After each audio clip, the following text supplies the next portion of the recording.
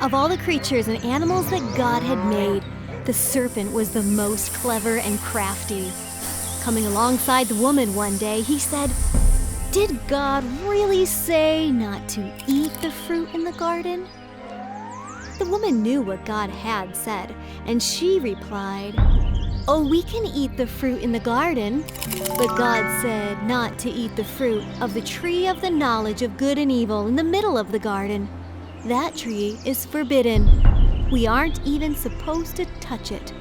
If we do, we will die." The serpent, lying to Eve, said, "You won't die. But God knows if you eat that fruit, your eyes will be opened and you will be like God, knowing good and evil." Eve was intrigued by the words of the serpent and looked at the forbidden fruit. The fruit looked harmless. In fact, it seemed delicious. The more she gazed on it, the more she wanted to taste it. Eve reached out her hand and took a piece of the fruit from the tree and ate it. Then she gave the fruit to Adam, and he ate it too. Suddenly, they knew they were naked. What was happening? They tried to hide their bodies because they were ashamed. What was this new feeling? They found fig leaves and made themselves little garments to hide behind.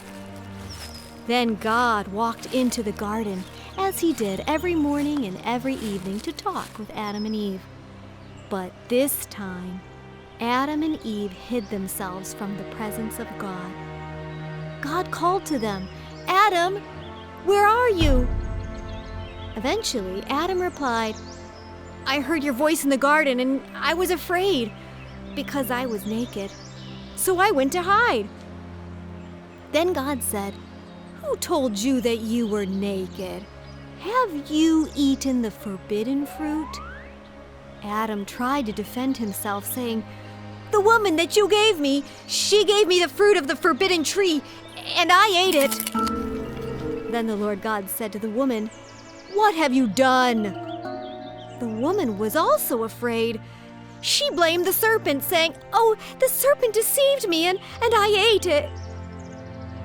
God said to the serpent, "Because you have done this, you are cursed and must crawl on your belly to the woman," he said. "You will suffer when having children." Then to the man he said, "The ground is cursed because of you. You will suffer as you work the ground all the days of your life. There will be thorns and thistles, and you will plow the hard earth. You will have to work very hard for your food. You were made of dust, and back to dust you will return." Then God himself killed an animal and used the animal skins to cover Adam and Eve. But God's heart was broken. He knew that because they had disobeyed him, they could not stay in the Garden of Eden. So he sent them out from Eden to work in the hot sun, to labor as cultivators of the hard earth outside the garden. God placed heavenly angels with a flaming sword at the entrance of the garden to guard the way to the tree of life.